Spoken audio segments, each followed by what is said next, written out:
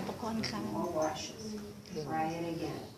Jan's teaching them the importance of repeating the experiment. Yeah, rather than just taking her word for what happened. Not yet. ไม่ใช่ Right. กำลังเนี่ย See? Broke. We did. We certainly did because the magnet on the post came out. So we certainly broke the post. All right. That's what I would like you to do. Now you may go back to your seats and you'll have the getter. While the children are all getting their equipment, Kelly, I have a little present for you. I have a mystery bag. All right. And if you remember, the children all had mystery bags. They were given them before they got started with this lesson. And their challenge was to see which of these objects in the bag would be attracted to a magnet. All kinds of interesting. Yeah, now this open exploration looks as if it might have been easily connected. But actually, it's quite important preparation for the experiment today. Now, I'm sure the two students soon realized that this block of wood, for example, is not magnetic, it's not attracted to this disc magnet, neither is this plastic ball. And then they found, look at that, some of the metal objects. But in fact, I think, well, here's a good example. Here's a metal object I bet they were surprised about. It's not attracted to the magnet. So only some of the materials, those with magnetic material in them, are attracted to the magnet. Now, magnetic materials, do you mean iron? Iron's a good example, so is cobalt and nickel, and then there are even some uncommon materials that are magnetic.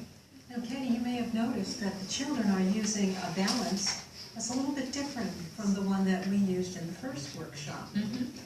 Here's a double pan balance again. It works like a teeter-totter, and it rests on a fulcrum, this triangle shape here, and just balances nicely with objects in the pan. And scientists actually use the symbol of the triangle to represent the fulcrum. So it's a pretty clever idea. Authentic.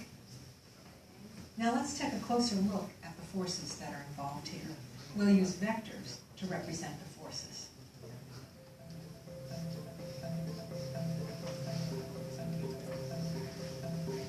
The forces acting on either side of an empty double pan balance are equal.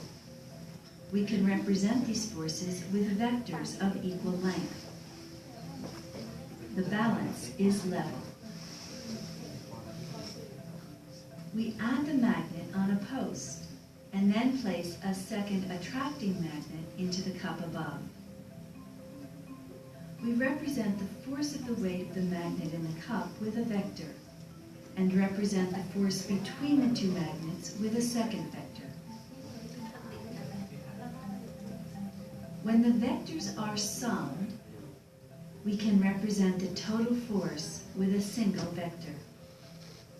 This vector is much longer than the one representing the force of the empty cup.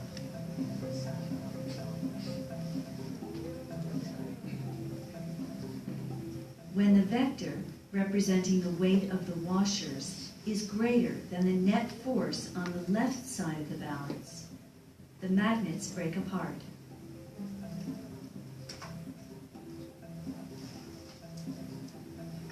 Set your balance.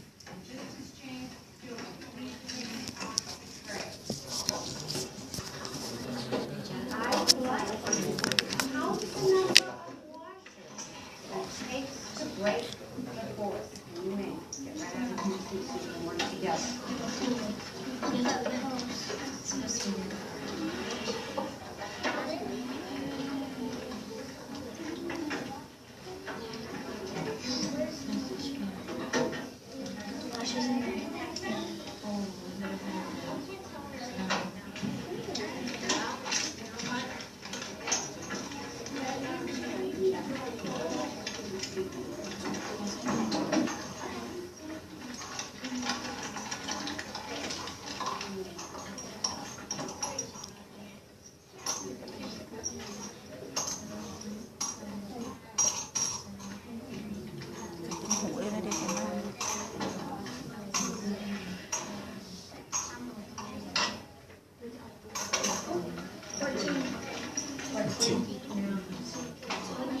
14, 15, 16.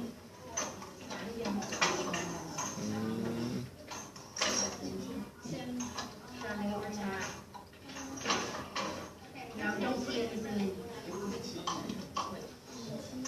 Okay, 17. No, let me broke the first. Try to wait.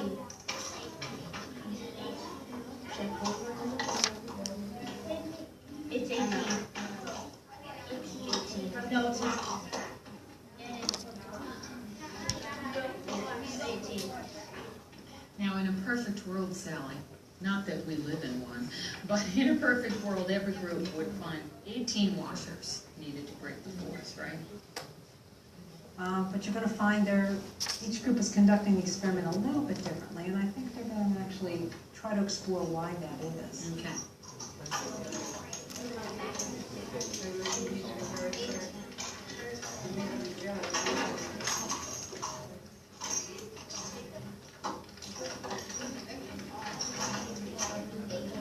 It took 18 washers to break the force. 18 washers.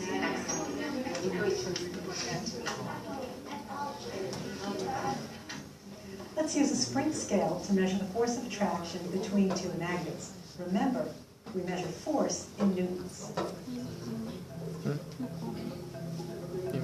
Voila.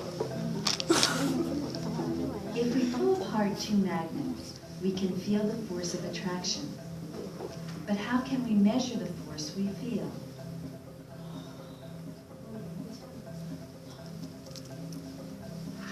We attach a ring magnet to a post.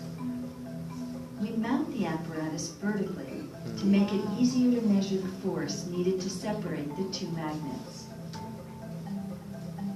An eye is affixed to a second ring magnet, and a spring scale attached to measure the force needed to separate the magnets.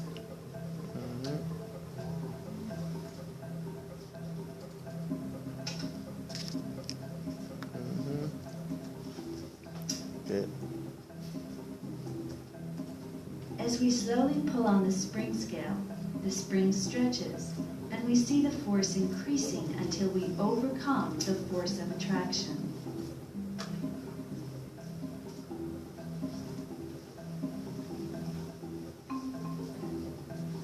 The force needed to separate these magnets is 3.5 newtons.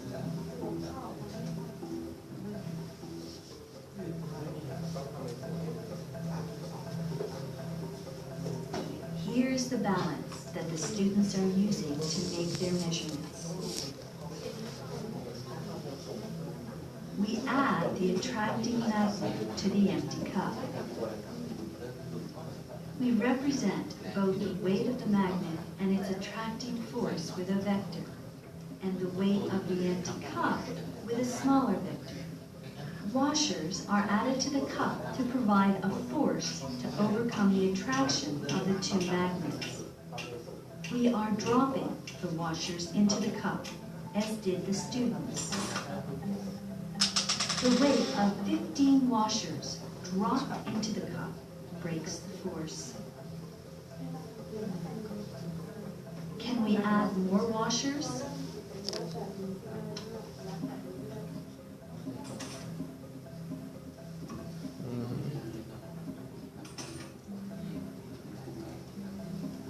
The weight of 17 washers was needed to overcome the force of attraction.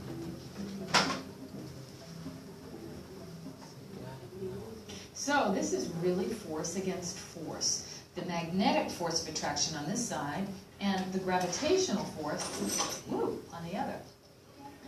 Now what I would like you to do is to please place the washers on your desk and on the tray, and we'll have the readers report. You ready? Let's go. Put everyone in their seats, and we'll start with the school. The reader, please. How many washers did it take to break the force of the attraction between the two magnets? 14.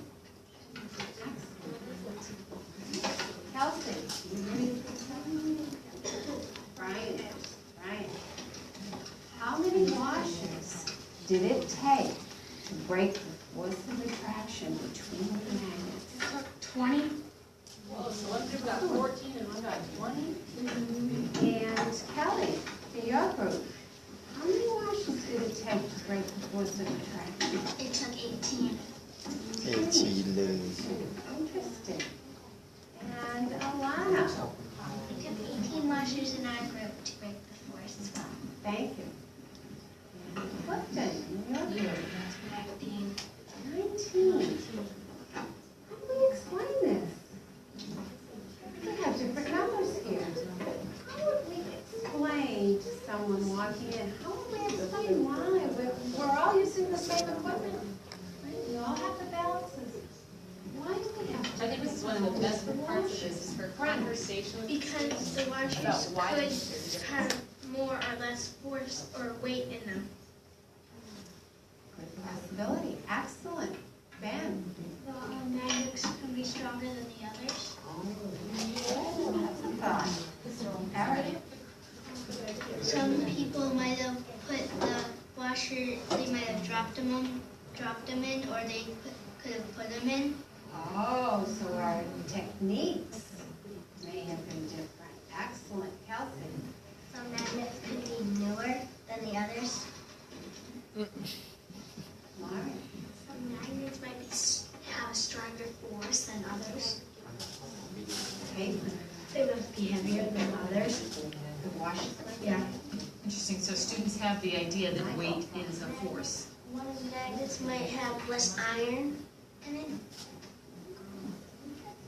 Well, you've all mentioned all those issues. Those are very Sally, I noticed the children, when they were putting the washers into the cup, we're not doing it in a consistent manner.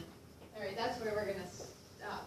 We got to the part that I think is probably the most interesting of this particular example. So the things that the students were doing, the students were trying to figure out force against force. And they had a pretty specific investigation set up to help them figure out force against force. Now, so you see it took a long time to get to that conversation that I thought was the best part of it. But the students had to have an opportunity to work with materials and test it out. And then, like we did with reporting out, the teacher had the students report the results they were getting. The first group said 14 washers. The second group said 20. Then another group said 18. Another group said 18. And another said 19. So for the teacher, now you have this great dilemma. Okay, my students did an investigation. My students got different answers. I have to help them figure out what's going on. So the teacher asked them, why do you think we might have gotten different answers? That's the part I love, is when you have students providing ideas. One of them said, maybe the magnets are stronger. If you're a 4th grade student, that's a great answer. It's very possible that that could be. It's also very testable. Okay. Another student said, maybe you were dropping the washers in with more force. Again, that's a great idea. And it's one that the teacher can then say to students, we can test this. We can test our technique. And so in terms of inquiry, that is such a nice comment to build on, because you can say to your students, ooh, we can build on this idea. This is something we can test. If we think that the way we put the washers into the cup makes a difference, we can test that. And that's a way to extend your investigation. Because if you can rule out that part of it, let's say they find out it does not make a difference how you put the washers in. Well, we could go back and look at some of the other ideas. Maybe some of the magnets were different. One student had another really great idea. She said, maybe the washers are different weights. Great idea, because then You could have something where you could measure all the washers to determine whether or not they do make, or they are different weights, and whether that makes a difference. So again, that's the part of that investigation, or that classroom example that I like the most. Because you get to see fourth graders thinking like fourth graders. You get to see fourth graders providing really nice, testable ideas that potentially make a difference in terms of what the investigation, or what could be happening in that investigation. But you saw how well the teacher, the investigation was set up very well. The students had the right materials. The students knew what they were testing. The students knew how to test the information, or knew how to perform the test. And the teacher was well prepared to then have the conversation to help them figure out what the patterns and the techniques were. And she was good at saying, I want to hear your ideas. Please share your ideas. Okay, let's think about that. And for me, I think that is the biggest part of inquiry, the most demanding part for the teachers, because it means that you have to really think about the investigation you do and the information your students are giving you and how you help them put all the information together. But kids really like this stuff. So for me, let's see, we are about out of time. For me, I think that's what I like about doing inquiry with students. You saw, as we did with our investigation, students were in an active role here, both in terms of doing the investigation and participating in that conversation. The teacher, too, is a very active participant in terms of organizing the investigation and organizing that conversation at the end.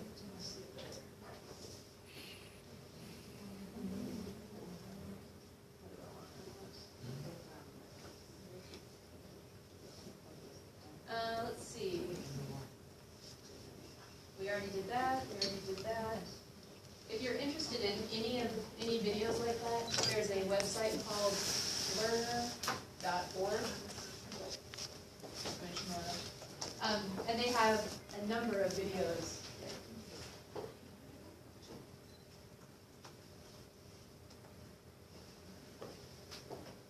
They have a number of videos that show classroom examples of inquiry, if you're interested in looking at any of them.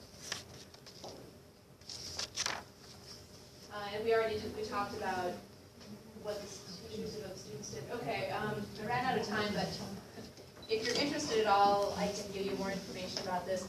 I told you that I teach our elementary methods courses, and I try to get my students to teach science by inquiry. One of the things that I've been very fortunate about at the University of Georgia is that I get to work with our professional development school district. And so we have a partnership elementary school, so I get to take all 24 of my students to the elementary school, and we teach science to the kids there. The mechanics are complicated, but it means that we get to work with students and then try to get them to get in the habit of listening to what kids say and learning how to respond to students' questions. And a lot of, I think the success of what I've been able to do is because we have this partner, it's a professional development school partnership. If anybody's interested in learning more about what a professional development school is, I can certainly send you more information about it. But it's been, for me, it means I get to spend time with elementary kids and working with my students when they work with elementary kids.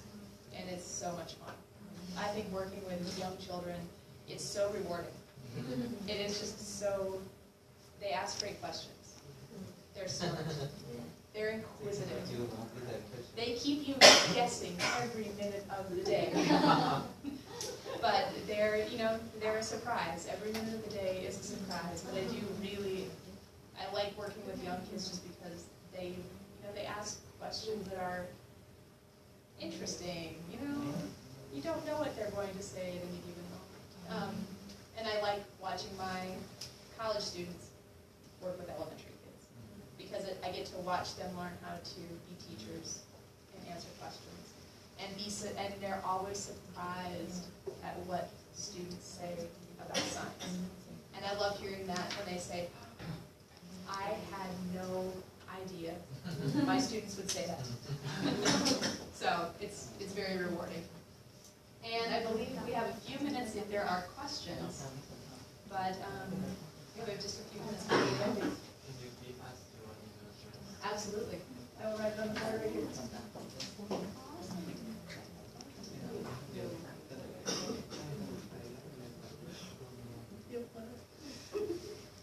And my email address is JKIL.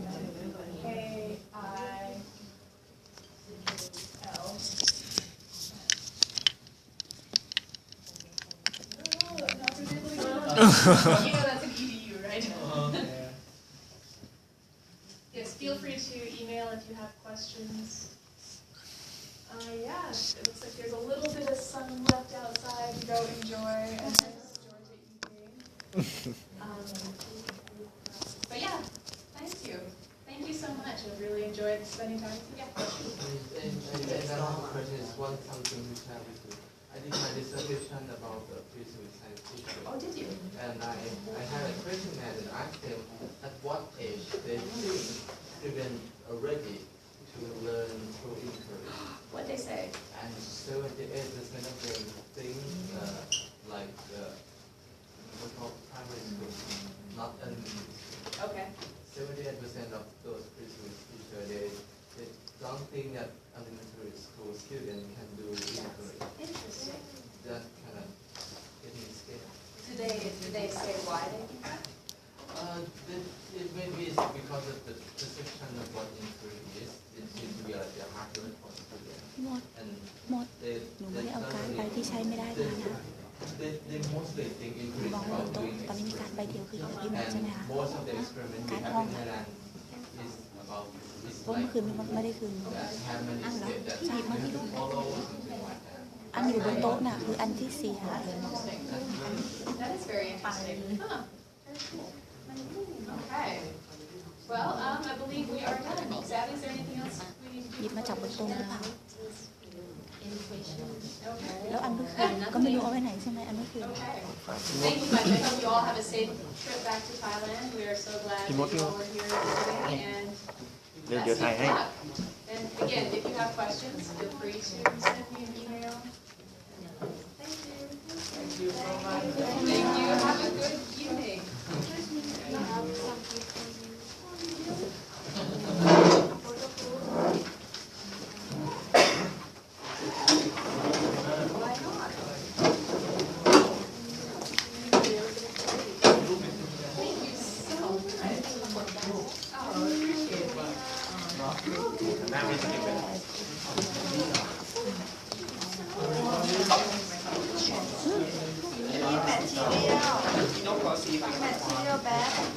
อันนี้สีกระดาษ